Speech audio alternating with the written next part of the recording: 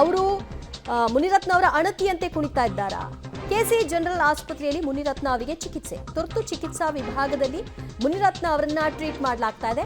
Doctor ಪಂಕಜಾರಿಂದ Munirathna ಅವರಿಗೆ ಚಿಕಿತ್ಸೆಯನ್ನ ನೀಡಲಾಗ್ತಿದೆ. KC general ಆಸ್ಪತ್ರೆ ಮುಂದೆ ಮುನಿರತ್ನ ಅವರ ಬೆಂಬಲಿಗರು ಸಹ ಜಮಾವಣೆಗೊಂಡಿದ್ದಾರೆ.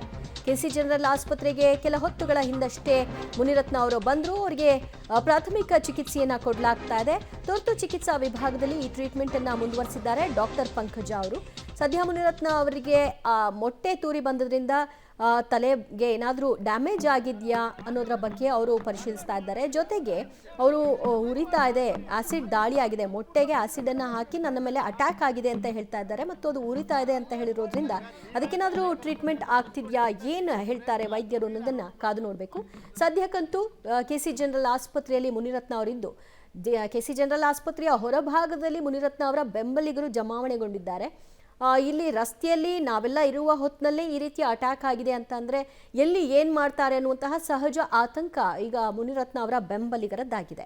ಸದ್ಯ ಪಂಕಜ ಅವರು ಟ್ರೀಟ್ಮೆಂಟನ್ನು ಕೊಡ್ತಾ ಇದ್ದಾರೆ, ಪ್ರಥಮ ಚಿಕಿತ್ಸೆಯನ್ನು ಪಡ್ಕೊಳ್ತಾ ಇದ್ದಾರೆ. ಮುನಿರತ್ನ ಅವರು ಆರಾಮಾಗಿದ್ದಾರಾದರೂ ಕೂಡ ಒಂದು ಆತಂಕ ಇದೆ. ಈ ರೀತಿ ಬಹಿರಂಗವಾಗಿ ಒಬ್ಬ ಶಾಸಕನ ಮೇಲೆ ಅಟ್ಯಾಕ್ ಮಾಡ್ತಾರೆ, ಪದೇ ಪದೇ ತನ್ನನ್ನು ಬೆದರಿಸ್ತಾರೆ, ಕೊಲ್ಲುವಂತಹ ಬೆದರಿಕೆಯನ್ನು ಒಡ್ಲಾಗ್ತಾ ಇದೆ ಅಂತ ಅಂದಾಗ ಅವರು ಸಹಜ ಒಂದು ಪ್ರೊಟೆಕ್ಷನ್ ಕೊಡಿ ಅಂತ ಹಿಂದೆ ಕೂಡ ರಾಜ್ಯಪಾಲರಿಗೂ ಕೂಡ ಮನವಿ ಮಾಡಿದರು. ರಾಜ್ಯಪಾಲರು ಅವ್ರನ್ನ ಬರೋದಕ್ಕೊಂದು ದಿನಾಂಕವನ್ನು ಕೂಡ ನಿಗದಿಪಡಿಸಿದ್ರು. ಮತ್ತು ರಾಷ್ಟ್ರಪತಿಗಳಿಗೆ, ಗೃಹ ಇಲಾಖೆಗೆ, ಎಲ್ಲರಿಗೂ ಕೂಡ ಅವರು ಪತ್ರವನ್ನು ಬರೆದಿದ್ದಾರೆ. ತಮ್ಮ ಮೇಲೆ ಯಾವ ರೀತಿಯಾದಂತಹ ಸಂಚು ನಡೀತಾ ಇದೆ ಅನ್ನೋದರ ಬಗ್ಗೆ ಅವರು ಆ ದೂರಿನಲ್ಲಿ ತಿಳಿಸಿದ್ದಾಗಿ ಅವರೇ ಹೇಳಿದ್ದಾರೆ. ಈ ಬಗ್ಗೆ ಮತ್ತಷ್ಟು ಮಾಹಿತಿ ಕೊಡ್ತಾರೆ ನಮ್ಮ ಪ್ರತಿನಿಧಿ ಅರುಣ.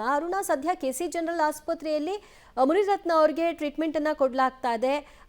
ಏನು ಆಗಿದೆ ಅವರ ತಲೆಗೆ? ಅವರು ಹೇಳ್ಕೊಳ್ತಿರೋ ಹಾಗೆ ಉರಿತಾ ಇದೆ ಅಂತೆಲ್ಲ ಹೇಳ್ತಿದ್ದಾರೆ. ಸದ್ಯ ಏನು ಹೇಳ್ತಾರೆ ವೈದ್ಯರು?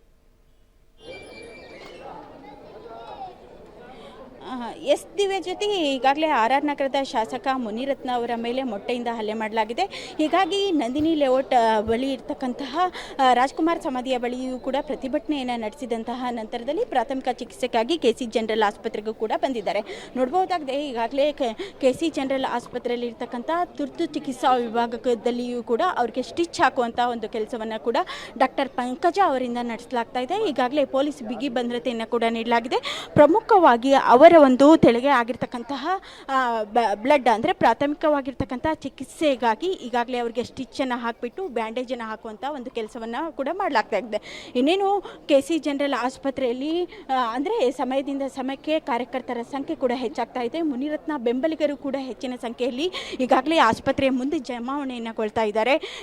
ಈಗಾಗಲೇ ಆಸ್ಪತ್ರೆಯ ಒಳಭಾಗದಲ್ಲಿಯೂ ಕೂಡ ಡಾಕ್ಟರ್ ಪಂಕಜ ಅವರಿಂದ ಸ್ಟಿಚ್ ಹಾಕುವಂಥ ಒಂದು ಕೆಲಸವನ್ನು ನಡೆದಂತಹ ನಂತರದಲ್ಲಿ ನಂದಿನಿ ಲೇಔಟ್ ಪೊಲೀಸ್ ಠಾಣೆಗೆ ಈ ಬಗ್ಗೆ ದೂರು ನೀಡುವಂತಹ ಎಲ್ಲ ಸಾಧ್ಯತೆಗಳು ಕೂಡ ಇದಾವೆ. ದಿವ್ಯ ಜ್ಯೋತಿ. ಓಕೆ ಅರುಣಾ, ಥ್ಯಾಂಕ್ ಯು ನಿಮ್ಮೆಲ್ಲ ಮಾಹಿತಿಗೆ.